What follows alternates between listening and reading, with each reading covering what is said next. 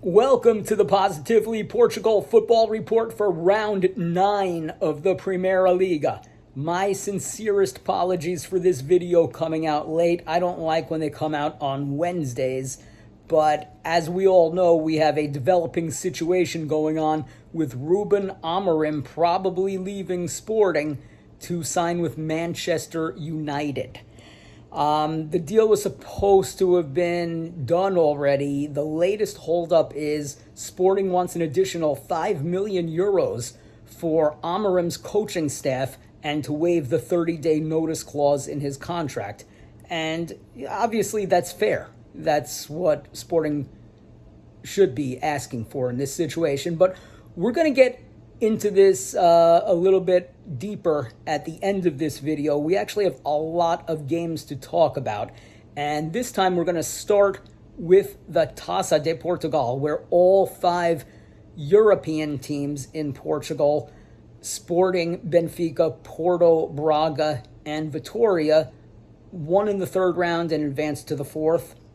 Sporting yesterday also won the Taça da Liga game against Nacional, and that's gonna tie into something else. But moving on to the Champions League, Sporting went into Austria and beat SK Storm Graz 2-0, whereas Benfica lost at home 3-1 to Feyenoord of the Netherlands. Very unexpected result there in Lisbon. Now in the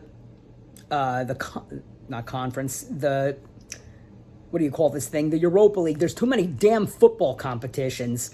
Porto won against Hoffenheim of Germany 2-0 at the Dragão, whereas Braga, another horrible performance, losing at home to the previously mentioned Bodo Glimt of Norway, who had recently beaten Porto in the Europa League. And in the Conference League, we had Vitória winning 2-1 at Djurgården of Sweden. Vitória has actually been very good in the Conference League, whereas Braga has been outright embarrassing in the Europa League. But moving on to the Primeira Liga, we had Sporting 3-0 at Famalicão, Casa Pia with a 1-0 victory over Nacional, Santa Clara 2-1 over Gil Vicente, Estoril 4-1 over Arouca. I didn't know Estoril could score 4 goals in a month, let alone a game. Moreirense 2-0 at Boa Vista, Braga 2-0 over Forense. Forense is back to their losing ways.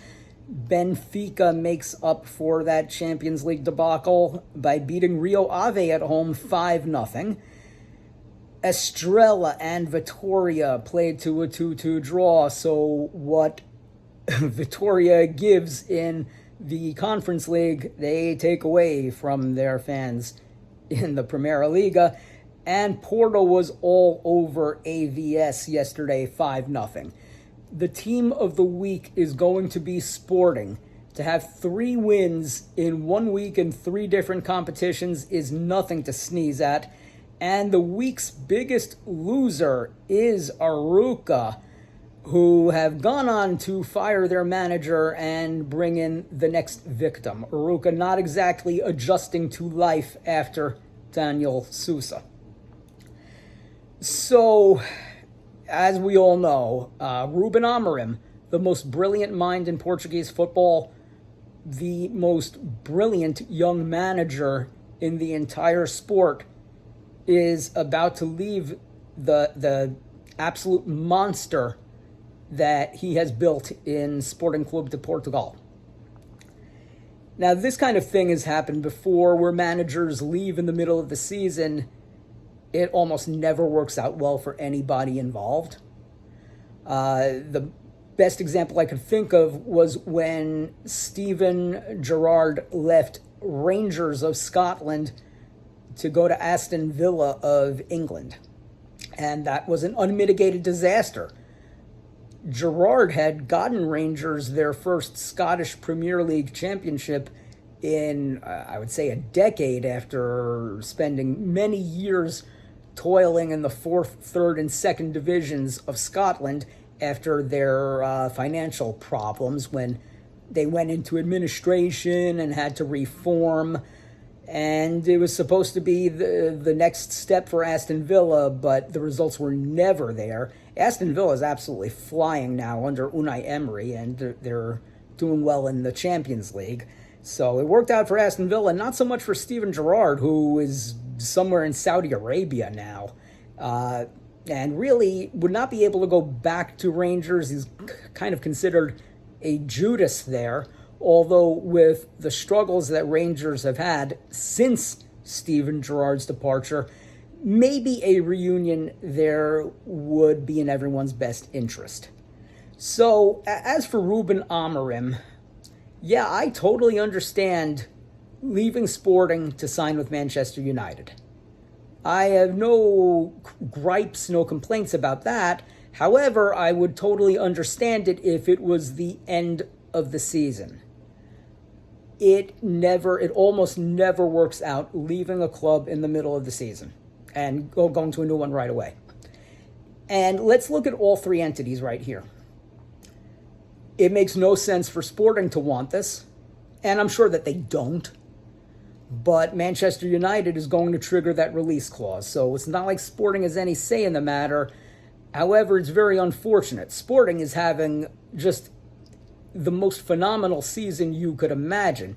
In just the Primera Liga, after 9 games, they have 9 wins. That's right, 9 wins, 0 draws, 0 defeats. In these 9 wins, they have scored 30 goals, and they have only conceded 2. They are giving up 1 goal every 4.5 games. It's just unheard of. They're putting on stunning offensive displays, and they're not allowing any goals to come through. For Rúben Amorim, I'm not sure how this makes sense. Because if Amorim were to tell Manchester United no for now and stay at Sporting, it certainly looks like he is going to be a repeat Primera Liga champion. You have a great shot at winning the Taça de Portugal. They're in the semifinals of the Taça da Liga. Not that the Taça da Liga is anything. It's a secondary cup. And the truth is, in most countries, the first cup isn't really thought of to be anything. I mean, look how little Real Madrid respects the Copa del Rey. If they win that, it's just a happy accident. But to win a domestic treble, that's pretty damn special. I don't know the last time that's happened in Portugal. I don't even know if it's happened in Portugal. Also, Sporting, after 3 Champions League games, 2 wins and a draw. They're doing wonderfully. And you know what? Obviously, it's never thought of that a Portuguese team could win the Champions League. It was never thought that Porto could do it in 2004. But they did it. Obviously, there's a much different financial situation in football in 2024 than there was in 2004. But if Rúben Amorim is on the verge of signing with Manchester United, and obviously he's going to want to bring Victor Gyökeres with him, for example, it's now recognized that Victor Gyökeres, despite playing in the Portuguese league, is one of the best players in the world. So if you have the best mind in Portuguese football and one of the best players in the world who cannot stop scoring goals, and the only way he stops scoring goals is when he helps to set one up. If you have all that, why not? Why can't you win? It's still a very, very big long shot. Still very unlikely, but why not? Why can't it be Sporting's time? And even if they don't outright win the Champions League, why can't they make a final, make a semifinal? It's possible. It's not likely, but it's possible. So you're looking at Amorim, who could have 3 trophies to take with him, 3 more trophies by staying, and maybe if he does that, he gets an even better offer than Manchester United. There's going to be other teams looking for a manager. But now I look at Manchester United. So why do you want to do this? It's going to be November by the time Amorim can coach a game there, manage a game there, possibly even December if they can't work something out for that 30-day clause and the coaching staff. Right now, Manchester United is in 14th place in the English Premier League. This is not a matter of awakening the sleeping giant that was Sporting, because once they were woken up, there were only 2 other teams to overcome. That was Porto and Benfica, and they did that. So there's a big difference between overcoming 2 teams as opposed to overcoming 13 teams. The players were there for the most part with Sporting. But the players on Manchester United now stink. This is a bad team. A manager can only improve good players. A manager cannot put talent into players. There is nothing that Rúben Amorim or anyone can do with this Manchester United team. To put it into perspective, if Jose Mourinho could not help Manchester United, then Rúben Amorim can't either. So you bring Amorim in now, and you ruin all the goodwill that would be there with the fans, the excitement of finally getting rid of Erik ten Hag. And you ruin the aura that Amorim brings with him of being this guy who can just wake up the sleeping giant and do whatever he damn well pleases. Because let's face it, right now, Sporting is doing whatever it damn well pleases in Portuguese football and going into the Champions League. So this is a situation that makes absolutely no sense to me for any party involved, whether it's Amorim, Sporting, or Manchester United.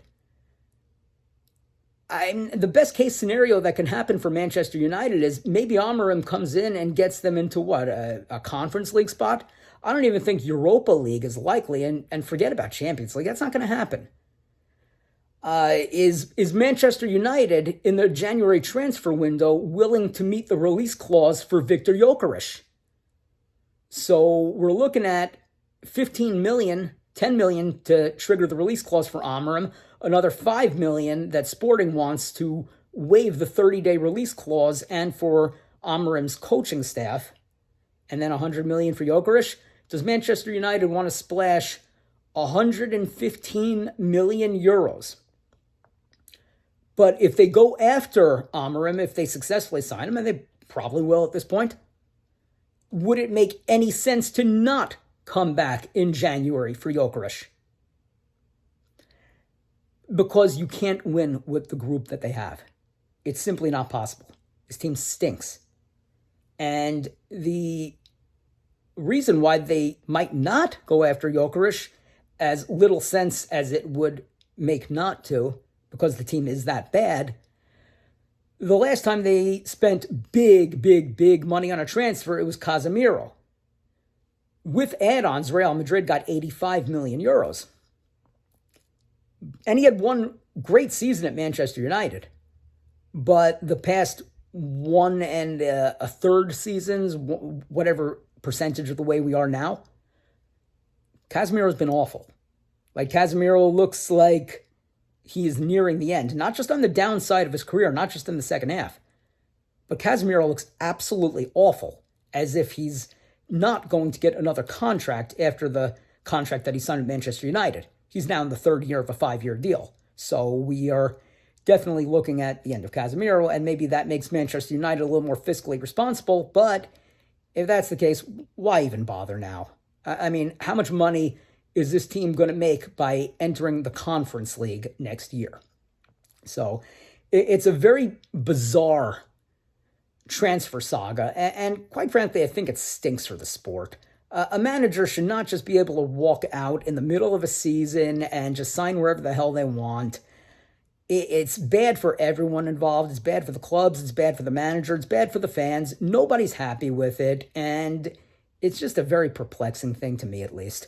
So that's where we stand here. By the time the next video comes out for round 10, I would imagine we'd have full clarity on the Rúben Amorim situation. So, if you like videos like this, you want more about Portuguese football, the process of moving to Portugal, one man's journey of getting there, please smash that subscribe button, like the video, leave a comment. But subscribing to a YouTube channel is the #1 way to help a content creator. I want to thank you all for watching, and we'll be back here soon. Have a good one, everybody.